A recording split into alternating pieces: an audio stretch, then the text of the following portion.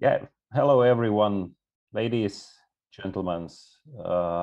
My presentation will be about the emails. Well, no wonder. I'd like to share a few thoughts with you about why the email attacks reached a new top during the pandemic and what we can do about that, and why these things will actually not stop. Few words about me and what I'm doing. I'm working for virus-free Excello for about 7 years as an analyst, doing also some penetration testing, nothing extraordinary, but previously I worked for Defacement Archives, ZoneH.org. I was a cybersecurity consultant for affiliated organizations, and I was an admin in industrial companies, as I mentioned in the warm-up question. That was my first assignment, and did IoT and SCADA before it was actually cool. Now, at Virus Free, we are analyzing a lot of emails every single day. I can tell that we are somewhere about the hundreds of millions every single day. And not mentioning the inbound connections that we are filtering off, because we know that from certain IP addresses, there is nothing good. So let's hop straight in the middle of what is today's a problem. The email-borne attacks, they will rise and they will not drop any soon. Maybe you will see an attempt of different techniques, such as wishing, that is quite on a rise in Czech Republic and Slovakia in the past months. But still, the email is a quite big tool of spreading something good, but mostly also something bad. And when we are speaking about the threats that come through the email, then let's take a look why this happens. And first, we have a lot of collaboration tools, but the email volume rises. Well, why this?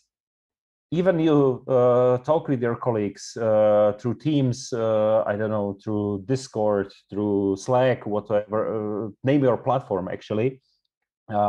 Still, there are a lot of emails going on when you share the invitations, where you share the materials and so on. And at the certain point, you get an email that looks like this, or you get an invitation. And this is like a pure impersonation. It's actually not really hard to understand which platform the company is using. Most of the companies move to the cloud environment, and and you can, using the DNS records, find out whether they are using, for example, Microsoft Teams, which is one of quite easiest ways to find it out. Why not using Teams if you already have O365, right? So then you get the emails where you have to reply and click on some links. This is quite pretty easy. It ends up in a phishing. Then another point is why the email-borne attacks will not stop and the number of the attacks will not drop, is that we have a state-sponsored actors and nation-state actors that are active in the field of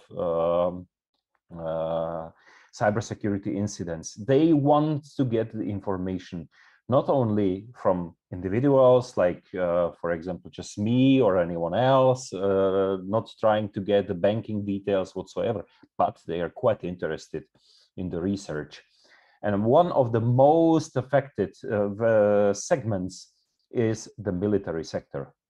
What I want to pinpoint is the Issue Makers Labs graphic, where the North Korean based groups, Lazarus groups and Kimsoki, were trying to attack the defense contractors across the world. If you take a look on the lower part of the image, there are most of the companies that you might be heard about them, but could happen that you haven't heard about them at all. These are the smaller companies. that are the suppliers for the bigger companies that you can find on the image on the bottom, or the attackers think they could be the suppliers. That's why they attack just the smaller companies, realizing the defense mechanisms on these smaller companies could be weaker when attacking directly the big targets such as Lockheed Martin or BAE Systems and so on. And the quite important fact is that the way how it happens and how it was recorded, and even I was investigating few of the incidents of the companies mentioned here, is that those companies and employees were attacked using the email, using the phishing, or just guessing the password, or using the password that was leaked in a credential in the big credential archives, such as Saturday and so on. And the attackers took completely over the mailbox.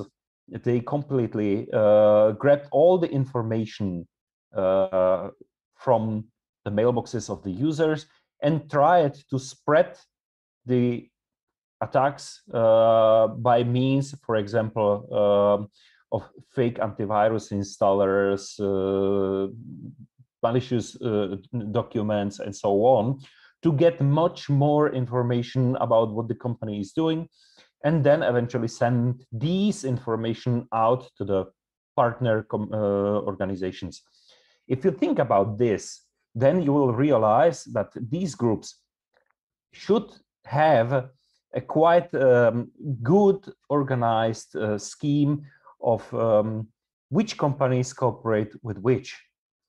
And that's why then you realize why there are so many smaller targets and just a few big targets on the top that are the target of the Lazarus group. And why the email-borne attacks will not drop any soon, and they will still rise, and they rise actually. Well, one quite important thing is that we are still forced to work offsite on home office. And many companies, even we are like 1 year after the first wave of the pandemic, are still not ready for this.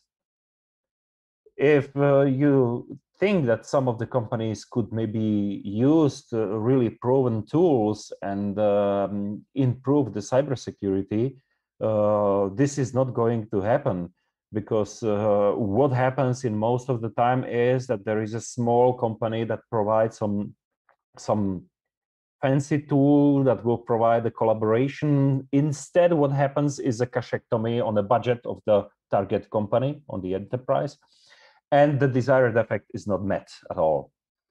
There are multiple cybersecurity standards. If you take a look, what a mess happened around Europe with Network and Information Security Directive, and what is the real implementation of these in certain countries that were not even prepared for implementing these things. This is simply, we have so many standards. Nobody actually keeps with these standards. Companies like to ease the pain by implementing these standards, bend the rules and best practices, because, well, it's convenient. But do you remember the Melissa virus? It was a sort of microvirus, if I remember well. There are so many examples why disabling, for example, macros. Even Microsoft Office did a good job by disabling this, not running them. But guess how many people still like to run the macros?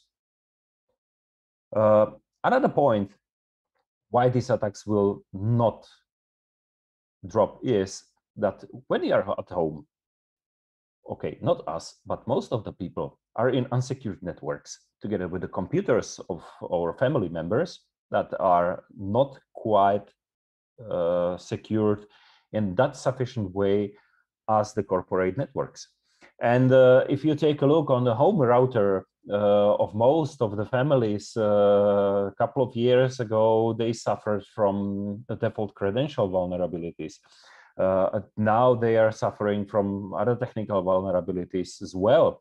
So if you don't have really like a big fancy firewall at home, then could happen that you could be a target, or your home network could be a target of a hack, but actually it's not thought to be as that secure as your corporate environment. And the attackers know that the corporate computers are left in an insecure environment. The monitoring isn't working, or there isn't the monitoring at all.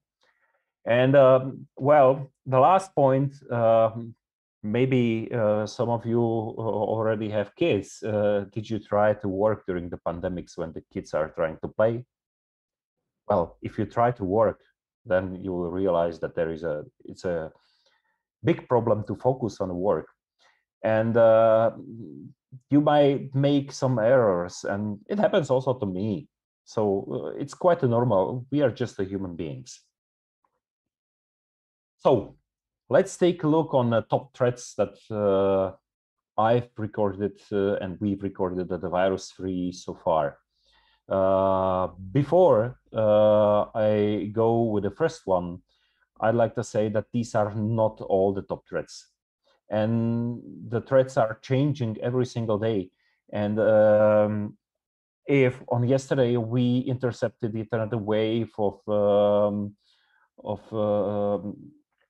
Bitcoin ransom scam, where someone tries to sextort the users, then today it's not the case anymore, because it's that changing every single day and every single hour.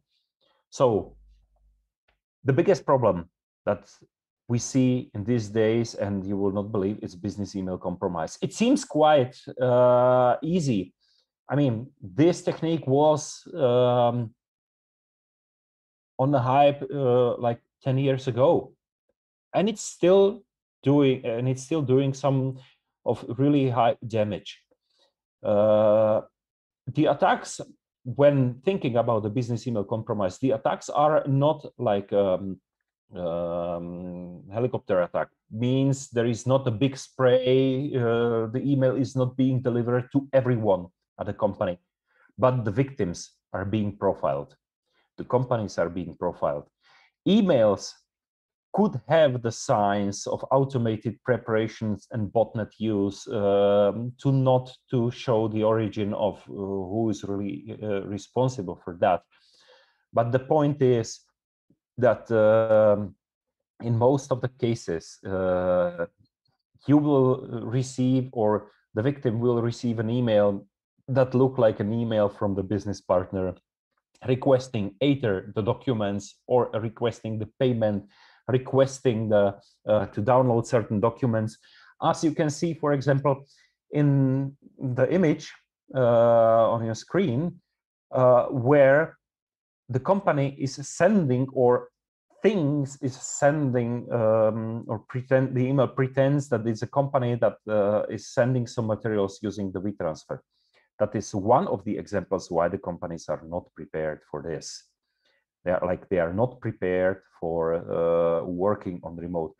I don't say the WeTransfer is a bad service.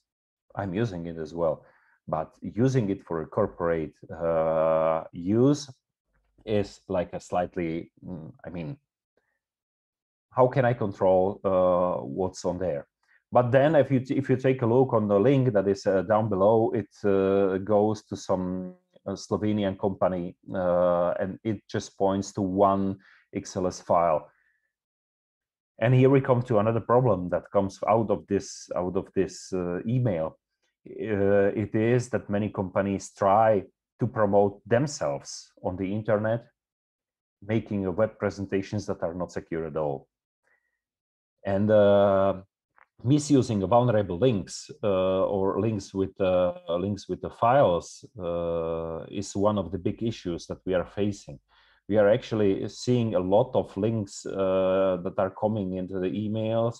We see URL shorteners and so on that are in the business email compromise, like scams. And this is quite an example of what we used to see. All these emails were sent to the employees of one company. You can see that the only thing that changed is just the name. And believe me, this was like a real company and real people. Only 7 people received this email from that company, and we intercepted these emails, and the business email compromise actually didn't happen. This is another example of business email compromise.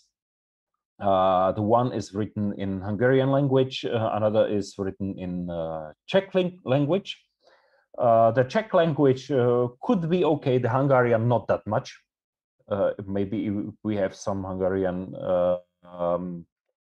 participants on OMH. They could tell us whether it's okay or not, but I don't think so.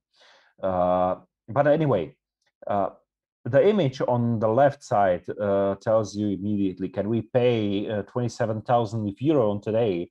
What's the remaining account balance? Well, the boss will never ask something like this. This should normally stop on the procedures inside of the company that have only a slight touch of the cybersecurity. Sort of 4 eyes. If we are unsecure, there should be a callback to the boss. We shouldn't be afraid actually to do so. But guess how many companies are failing in this? Really, so many. Another email contains actually the same, but as you can see, there is a footer with the information from some company in Budapest. This indicates that someone already intercepted or an existing email with the existing footer and included it into the email to make the email looking more professional, to make the email looking more authentic. And of course, the attachment is rare. Those that are active in the email field, or if you take a look on some spams that you're receiving every day, you will see that the name of the attachment immediately tells me that this isn't good. And it's because I've seen so many emails coming with this attachment name. Okay. Another threat that is coming is malware by any means. The Emotet was taken down and reduced the volume of the spam that was delivered by Emotet just for a short while, but it rises again. And actually at the Excello Virus Free, we are doing research that should monitor the Emotet takedown effect and to monitor which groups took over the Emotet, if they already took over the Emotet infected computers. Even Microsoft said they will take them down. But definitely, we have seen a huge activity trying to infect the computers once again and get the bots again. The malware is usually distributed by executables or droppers, or the links, URL links that are contained in the email. It happens already that we see links and we see dropper files as attachments already. We also see compressed binaries, compressed by the mechanism, compressing algorithms that maybe some of you still remember, like ACE. We see usually RAR, we see zips, we see ISO files, even DMG files for Macs and so on. But usually these binaries either contain just a dropper, or they try to be, or they contain weaponized documents, as I will show later. But what we already have seen, that the attackers send HTML or HTML files as attachments. And when you open that, the design of the page is exactly as of some external service, such as login forms and so on. And they try to simulate even the multi-factor authentication when there is a request for code from your multi-factor authentication application or something like this. The emails inside contain URL links that point to the dropper files on compromised websites, as I said before. And if we take a look on the analysis, then we will see so many obscure websites, but we also see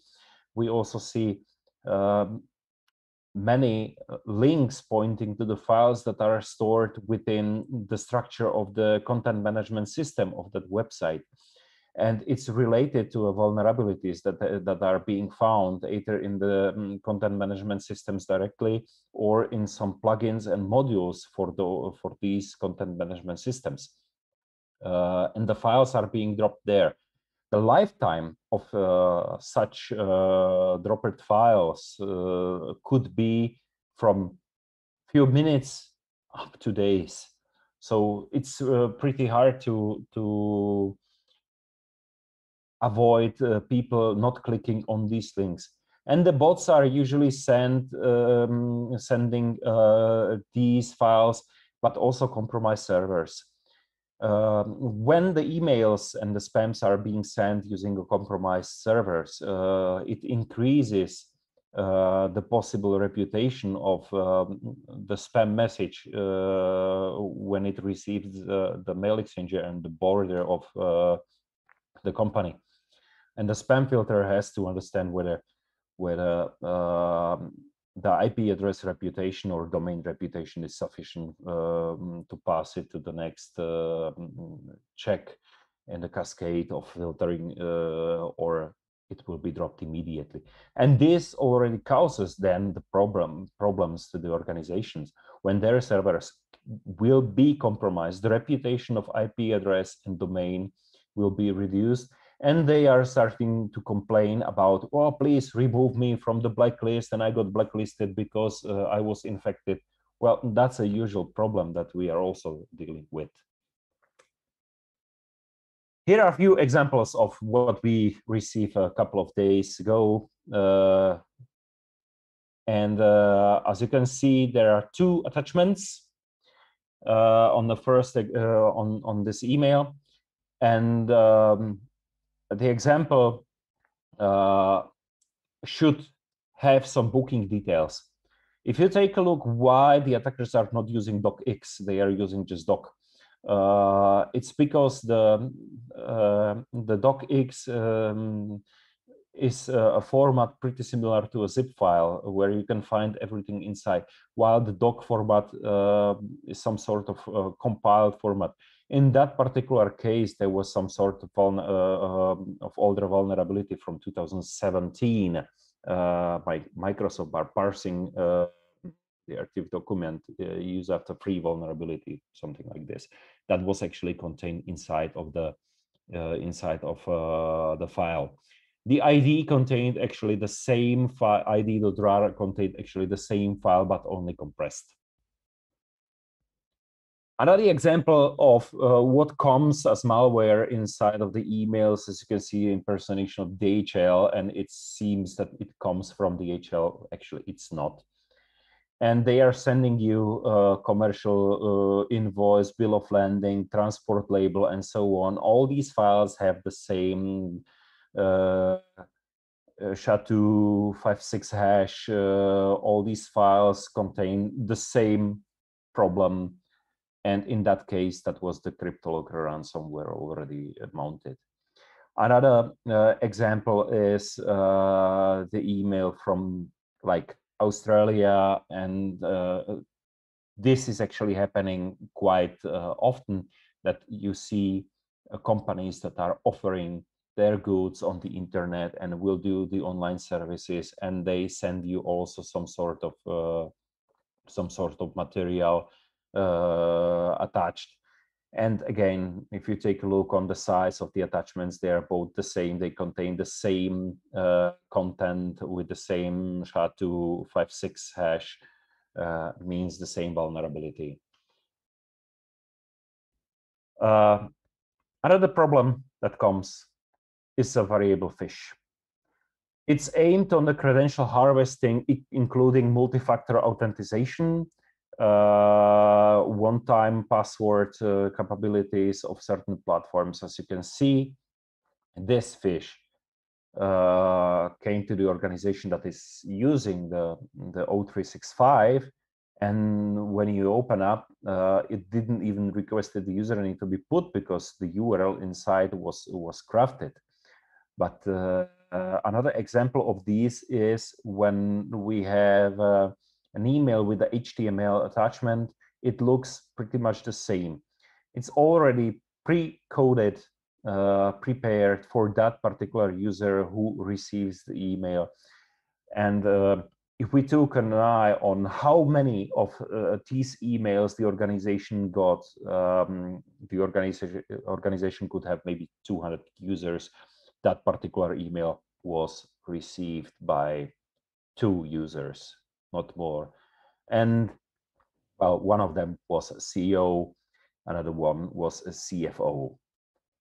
And guess why? These are the people that should be aware about the cybersecurity, but luckily they were. But in most of the cases, most of the companies, to reaching the CEO level and the C level with the cybersecurity issues and address it properly, that could be a tricky, and it's one of the challenges that we are facing still. And this is another fish. If you take a look where it's hosted on web.app, which is the Google's platform for web applications. A nice one. Thanks God, this one does not work anymore, but I've been observing this one for a couple of months.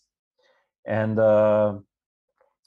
by observing this, I found out that there was a phishing formula for Deutsche Telekom. There was a phishing formula for Poste Italiana. There was a phishing formula for Spanish Post. There was a phishing formula for Czech Bank, all mounted on the same URL.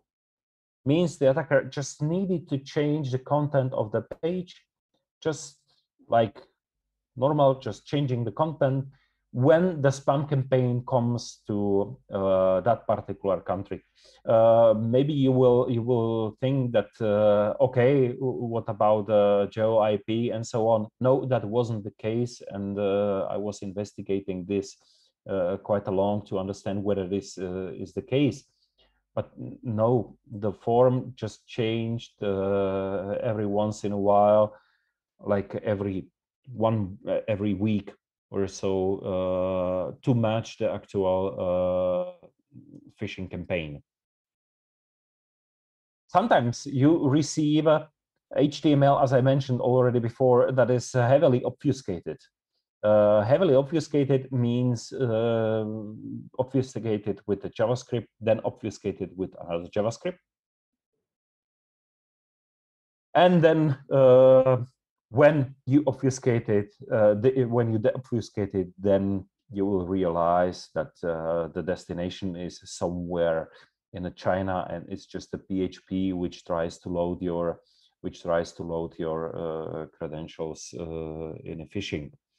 This is one of the quite dangerous things. And I'd like to now share a few ideas about how to prevent this one. If you think that the prevention would be blocking of executing the scripts and so on, well, think MUA, mail user agents, do not interpret the JavaScript. That would be a real hell if this would happen. If you think that we could maybe deobfuscate it and block the URL that is in the destination script, that is not a good idea.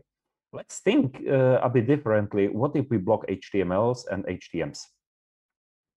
Well, that might cause some problems, but think about the fact that HTML, HTM files are not usually being used for exchanging the information between the companies and between the individuals. In my opinion, the best way would be drop all HTMLs and HTM files, as well as others, actually, because it's better just to whitelist some sort of the documents and pass them to the check. All others should be dropped. Now, quick look on where we see the goodies come from. China makes almost 25% of everything. Of course, the Vietnam and so on, they make a lot. We see Algerian telecom autonomous system and so on.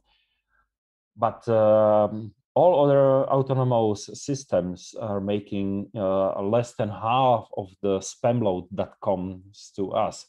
But if you take a look on the numbers that the first 5 are making, these are quite incredible. These are really big numbers, and we have to think about what's wrong in these networks.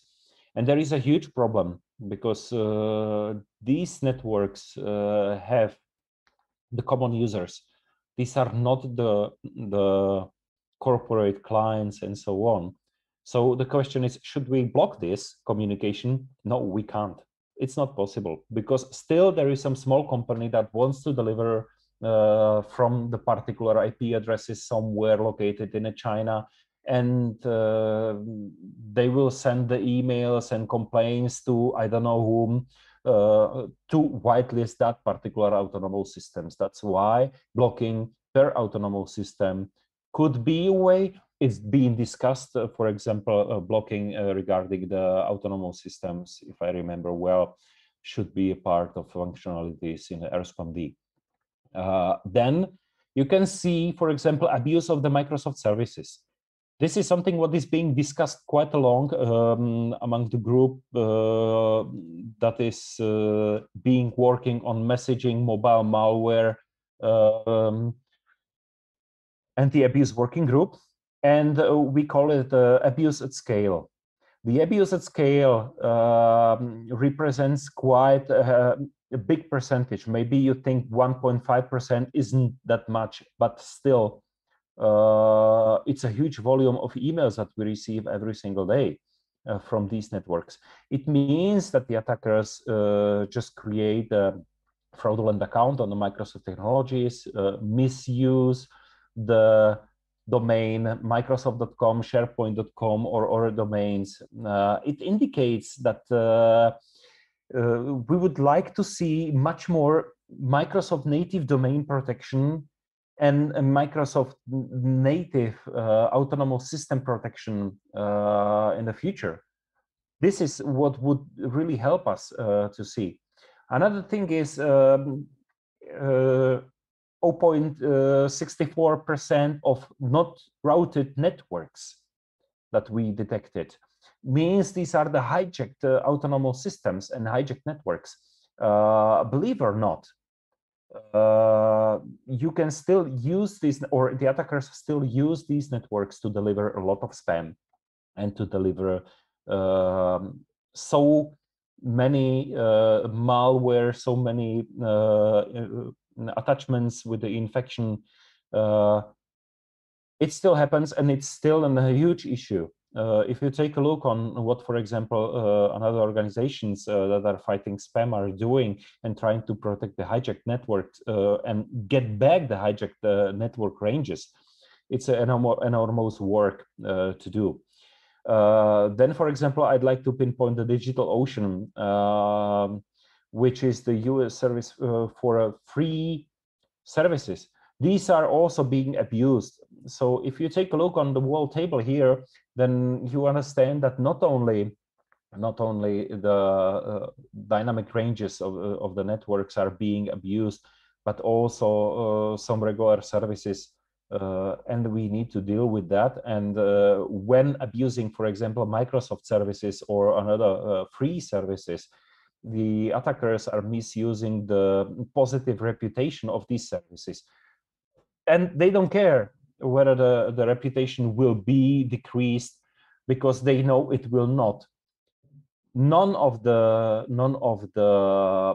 email service operators that are receiving the emails all around the world will reduce the reputation of the Microsoft NetBlock, the wall, or the wall autonomous system, just because they are sending some of the spam. They rather filter it. Okay, we are almost at the end. Last few slides. Here is a special bonus from what we received during the pandemic wave. When I've seen this, I was like, just opened my mouth and yeah, we are sorry that we need to cancel your contract with our company because we are not doing good. Of course, the attachment there is infected. As you can see, is a GZ. Who in the corporate computer will open the GZ? Well, some of the companies have a software that is able to open a GZ, but definitely that was a malware inside. And guess if you receive this in your corporate computer, you will immediately, when you are out of the office, when you are on a home office, you will immediately infect your computer with something good. And when you bring it back, then it will infect the rest of the network. That's one of quite funny stories that that we receive and we love. Okay, takeaways. This is almost last slide.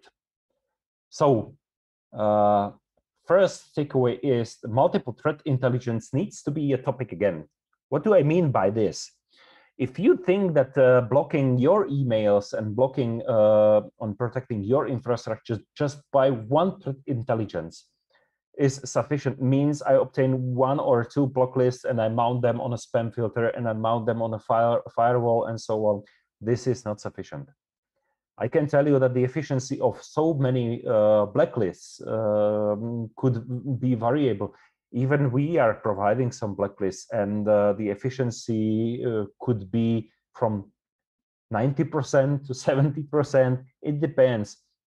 And of course, when generating the blacklist, is really necessary to understand the methodology, how the blacklist is created and how it's curated. And not only the IP blacklists. Maybe you mount the IP blacklist on a spam filter, but then you need to mount a URL blacklist on your proxy in case something passes through. So this needs to be a topic again. And so many blacklists or threat intel information needs to be mounted on your CM or in a SOC center. So you get a really good overview of what is going on in your network. And another point is that there have been multiple talks and discussions about the human firewall. It shouldn't be just reactive. It has to be proactive already. The people need to know how to behave, and they need to be confident in what they do. If they just delete the email that pretends to be from their boss, they need to know that the boss will not scream on them. And they don't need to be afraid to pick up the phone and call the IT and tell, hey, I got an email. It looks like from CFO. Can you verify, please? I haven't opened it, but I'm not sure, because with the CFO, I'm not in touch at all. And we need also to think about the strict rules and policies. Even there are some technical possibilities of the various tools. We can share really seamlessly almost everything. But on the same time, we need to implement strict rules and regulate what the people actually share, what kind of information can go out. And if we do not now, then when? because now is the time, and the situation will not be better at all. One point is that I found out the email security is being really underestimated and degraded. Why I think so? For many companies, it's really interesting to put the emails in O365, but as I said, there is some sort of like they think we are in O365, but nobody really checks for the possibilities. What are the license types? It's because of the cachectomy I mentioned already before. Some of the companies still buy boxes and they become really expensive heaters in a server room because they are not maintained. They are just receiving automatic updates. They are not that much flexible. So what now?